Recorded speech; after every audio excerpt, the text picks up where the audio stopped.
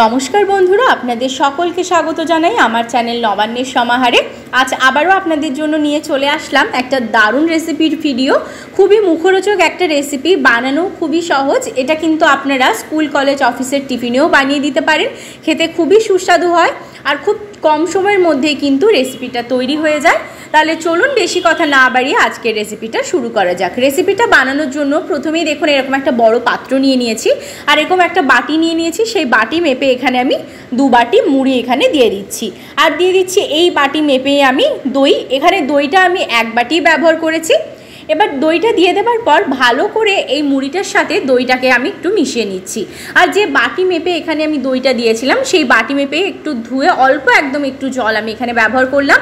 দিয়ে দেওয়ার পর দেখুন ভালো করে কিন্তু এটাকে আমি মাখিয়ে নিচ্ছি। মুড়িটা একটু ভিজে যাওয়া পর্যন্ত আমি অপেক্ষা করব। যতক্ষণ না মুড়িটা একটু নেতিয়ে যাচ্ছে ততক্ষণ কিন্তু এইভাবে একটু রেখে দিতে হবে। দেখুন খুব ভালোভাবেও কিন্তু মুড়িটা একদম নেতিয়ে গেছে, ভালোভাবে কিন্তু দইটা এর মধ্যে সোক করে গেছে।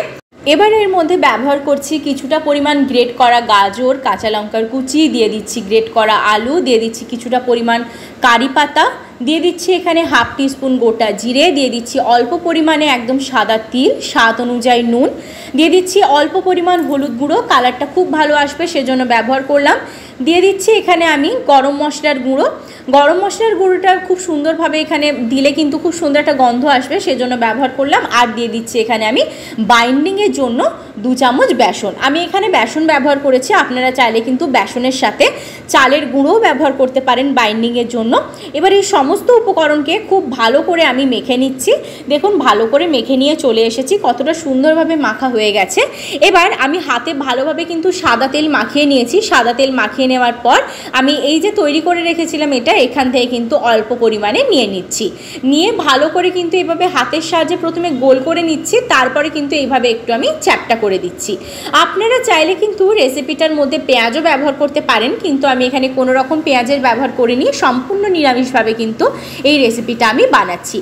এই একটা বানিয়ে নিয়েছি আর আগে থেকে একটা ফ্রাই প্যানের মধ্যে আমি সাদা তেল বসিয়ে দিয়েছিলাম গরম হবার জন্য। তেলটা ভালোভাবে গরম হয়ে গেছে। এবার ফ্লেমটাকে মিডিয়ামে দিয়ে যেগুলো তৈরি করে রেখেছিলাম সেগুলো কিন্তু এক এক করে এর মধ্যে এক একটা করে আমি দিয়ে দিচ্ছি। দেখুন একটা দিয়ে দিলাম, আরেকটাও আমি এখান থেকে নিয়ে তৈরি করে নিচ্ছি, হাতে গোল করে নিয়ে একটু চাপটা মতো করে নিচ্ছি। ব্যাস এটাও তৈরি হয়ে গেছে, এটাকেও দিয়ে দিলাম। এবার দেখুন এগুলোর কিন্তু একটা দিক খুব ভালোভাবে ভাজা হয়ে গেছে, আমি উল্টে দিচ্ছি, আপনাদেরকে দেখাচ্ছি কতটা সুন্দরভাবে লাল লাল হয়েছে। দেখুন কতটা দুর্দান্ত দেখতে লাগছে। রেসিপিটা বানানো কতটা সহজ আপনারা আশা করি বুঝতে পেরেছেন। আর যারা এতক্ষণ পর্যন্ত আমার ভিডিওটা একটু স্কিপ না করে দেখেছেন তাদের অসংখ্য ধন্যবাদ। অবশ্যই একটা লাইক করে দিয়ে আমার পাশে থাকবেন। আর আমার চ্যানেলে যদি নতুন হয়ে থাকেন তাহলে অবশ্যই কিন্তু চ্যানেলটা সাবস্ক্রাইব করে দেবেন আর পাশে থাকা বেল বাটনের অল প্রেস করে দেবেন, যাতে আমার চ্যানেলে যে কোনো নতুন রেসিপি আসলে তার নোটিফিকেশান আপনারা সবার আগে পেয়ে যান। দেখুন আমি এইগুলোকে তুলে নিয়েছি, ঠিক এই একই রকমভাবেই কিন্তু প্রত্যেকটা আমি ভেজে নেব। একই রকমভাবে প্রত্যেকটাকে আমি তেলের মধ্যে দিয়ে দেবো, দিয়ে একদম লো টু মিডিয়াম ফ্লেমে কিন্তু প্রত্যেকটা আমি এখানে ভেজে নিচ্ছি। আর এখানে একটা কথা বলি, আপনারা যদি ফেসবুক পেজ থেকে এই রেসিপিটা দেখে থাকেন তাহলে অবশ্যই কিন্তু পেজটা ফলো করে দেবেন। যারা জানেন না যে ফেসবুকে কী নামে পেজ রয়েছে তাদের বলে রাখি যে নবান্নের সমাহার নামেই আমার ফেসবুকে পেজ রয়েছে। দেখুন প্রত্যেকটাকে আমি একটা প্লেটের মধ্যে সার্ভ করে নিয়ে চলে এসেছি, কতটা দুর্দান্ত দেখতে লাগছে। আপনারা চাইলে এটাকে টমেটো সসের সাথেও খেতে পারেন, খেতে কিন্তু অসাধারণ লাগে।